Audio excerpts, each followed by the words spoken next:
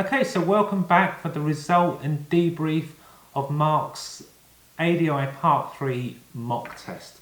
So let's just get straight into it with the result.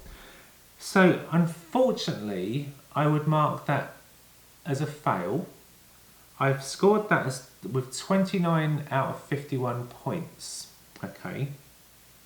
So we've just watched the lesson from I would regard a very capable PDI who has all the potential to become a great driving instructor.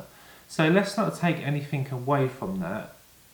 I was smiling whilst watching that video. There was lots of stuff I just loved about that lesson. Really enjoyed it. Loved the Q&A.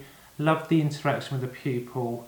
Really good. So let's get into why. Why did that lesson fail? Why wasn't it good enough? And the main reason is the lesson was just pitched too easy for that pupil. The examiner is going to want value for money. He wants to see value for money being offered to that pupil, so that we've got this very capable pupil that is a credit to the instructor. The high standards that the pupil had is down to thorough training, really good knowledge of routines, and it was spot on. But you just look at that lesson and you think, did that pupil get value for money? They wanted to look at roundabouts, and they wanted to, or they needed to be stretched to work on their judgment of gaps. And they stuck just too long to quiet roundabouts. Had that instructor moved on to busier roundabouts sooner and stretched the learner, more learning would have taken place. It would have been value for money. It would have been a pass, 100%. Okay, so that is really the main reason. Now also let's think about the risk. How did we feel about that sun shining into the pupil's eyes? Think about what the instructor did when that sun came. They put their visor down. The pupil didn't. Could they see? Now we need to be very careful there, because if the pupil can't see, we can't deem that to be a safe lesson. If the instructor deems that to be unsafe, they will jump in and say something, and then you know it's not going to be a great outcome. So you really need to be careful. Make sure that your pupil can see, especially in this winter sun. Make sure they can get the visor down and see, because there would have been a lot of glare on the road as well there. If you need to put your visor down, then you know it's bright enough.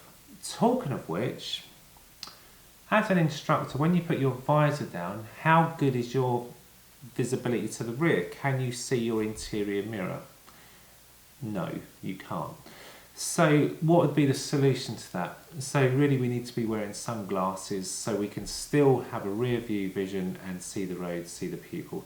That would be the ideal solutions. Examiners do it. They wear sunglasses in low sun for that reason, so they can have a good rear view. So if you wear glasses, get some prescription sunglasses, keep them handy in your car. That would be my tip.